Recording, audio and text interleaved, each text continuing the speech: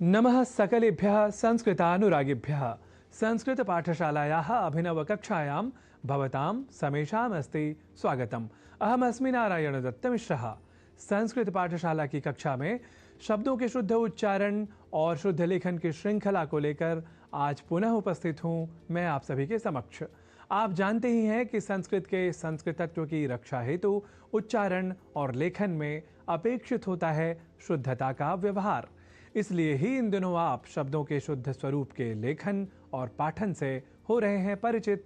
और इसी क्रम में आज बात ऐसे शब्द की जहां हम अक्षरों के अल्प प्राण और महाप्राण ध्वनियों का कर देते हैं क्रम परिवर्तन। जैसे किसी शब्द में हो प्रयोग ट इस अल्प प्राण अक्षर का, तो हम वहां उस अक्षर में कर देते हैं ठ इस महाप्राण वाले अक्षर का प्रयोग। ठीक इसके विपरीत या उलट हम अक्षरों के महाप्राण और अल्प प्राण ध्वनियों का कर देते हैं क्रम परिवर्तन। जैसे किसी शब्द में हो प्रयोग ठ इस महाप्राण अक्षर का, तो हम वहां उस शब्द में कर देते हैं प्रयोग ठ के समानांतर ट इस अल्प प्राण वाले अक्षर का। तो आज हम इसी वर्ण या अक्षर विन्यास के व्यत्यय अर्थात उलट पुलट से जुड़ी अशुद्धियों के बारे में जानकर शब्दों के शुद्ध लेखन और शुद्ध उच्चारण को दृढ़ कर लेते हैं। आपको याद ही होगा कि हमने आपको पहले ही शुद्धता और अशुद्धता के कई उदाहरणों के क्रम में बताया है कि श्रेष्ठ शब्द का उच्चारण व लेखन हम में से कई श्रेष्ठ इस अशुद्ध रूप में कर जाते हैं। वस्तुतः यहाँ अर्थात श्रेष्ठ शब्द में ठ इस महाप्राण अक्षर का उच्चारण व लेखन लोग ट इस अल्प प्राण स्वरूप वाले अक्षर से परिवर्तित कर दिया करते हैं। इस अशुद्धि के कारण की ओर यदि हम ध्यान दें तो कह सकते हैं कि ठ को ट इस रूप में परिवर्तन साधारण रूप से भाषा के प्रयोग के समय मुख सुख की प्रवृत्ति के कारण से है।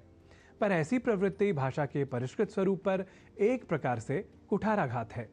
यह हम भाषा प्रेमी और संस्कृत जैसी तार्किक और वैज्ञानिक भाषा के प्रयोक्ता के रूप में अवश्य ही कह सकते हैं। ठीक इसी तरह हम ट इस अक्षर को ठ इस रूप में परिवर्तित भी पाते हैं, जहां वस्तुतः ट इस अक्षर का प्रयोग करना ही शुद्ध होता है।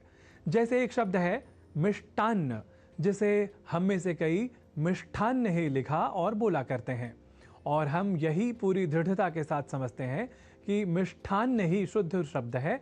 और ऐसा इसलिए भी समझ लिया जाता है क्योंकि मीठा इस शब्द के लिए संस्कृत शब्द मिष्ठ ही हो सकता है। यह हमें साधारण रूप से लगता है, पर यहाँ यह साधारण जानकारी है अपूर्ण और अशुद्ध, क्योंकि मिष्ठ की जगह मिष्ट इस संस्कृत शब्द का होता है व्यवहार सर्वथा शुद्ध, अर्थात मिष्ठान्नम नहीं मिष्टान्नम ही।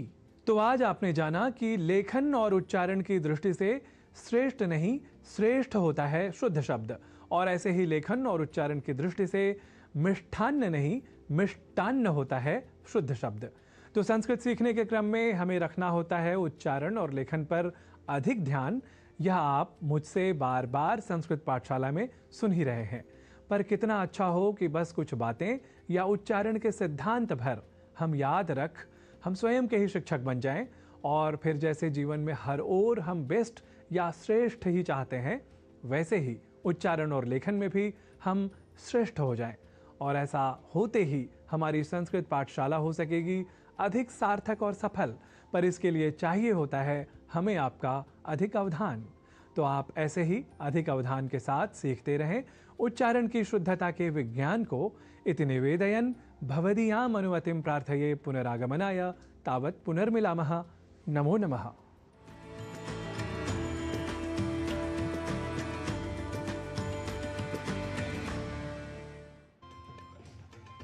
आप भी कीजिए संस्कृत का अभ्यास और करते रहिए